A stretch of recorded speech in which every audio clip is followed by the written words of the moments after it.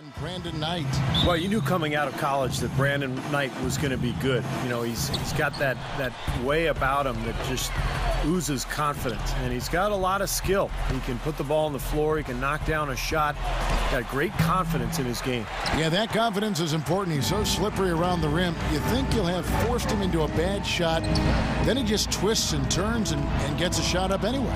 This Boston crowd ready to roar in this Eastern Conference matchup for the Celtics. They lost the last time they faced the Bucks. That one in Milwaukee. So far, no luck against this team. They've dropped both of the games in the previous two matchups this season.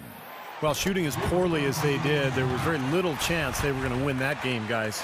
Yeah, there was sort of a snowball effect in the game that I saw. I mean, what started as a cold night for a few guys became contagious and became a cold night for everybody. A bit of a down season, guys, for Brandon Bass this past season. His numbers were down pretty much across the board. At 28 years old, he should be in his prime. We'll see how he bounces back this season. And the Celtics with possession here. This game coming after a loss against the Bucks. Well, Clark, they really shot terribly from downtown in that one and eventually paid the price for it.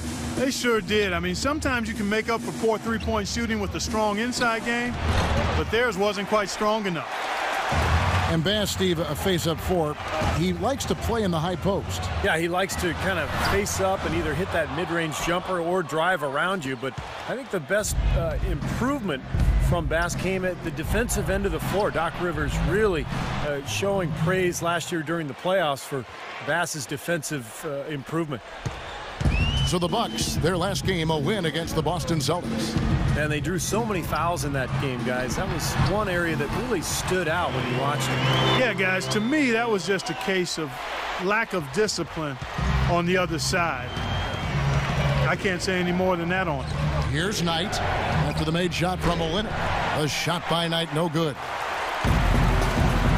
We'll go to Doris Burke, who spoke with head coach Larry Drew. Well, Kevin, they're out to a 2-0 lead in this season series. I asked them what's enabled them to control this matchup, and he told me their interior defense has been a big factor. He said, we have the length and timing to send back our fair share in the middle. That provides an important deterrent for us, denying easy buckets inside. Guys, we'll see if they can keep that paint locked down in this one, too. Thanks, Doris. And given the scoring talent on the floor, defensive mindedness definitely a key here, guys. Any thoughts? Well, I agree, Kevin. Playing sound defense has to be their focus. If they can win the battle at that end of the floor, I think they've got a great chance to win. Well, I agree, because if they don't do that, Steve, what happens at the other end isn't going to matter. It'll be futile. You know, in Larry Drew's case, it was a bit of an unusual situation once the season concluded. He was in the final year of his deal. The Hawks said we'll interview other candidates and left him free to interview for other head coaching positions, and he landed in Milwaukee. And here in the first, approaching 3 minutes played. And here's Rondo. He feeds it to Olynyk. Passes shot, good. Well, Stephen, back to Coach Drew, of course, he ended up signing with the Bucks.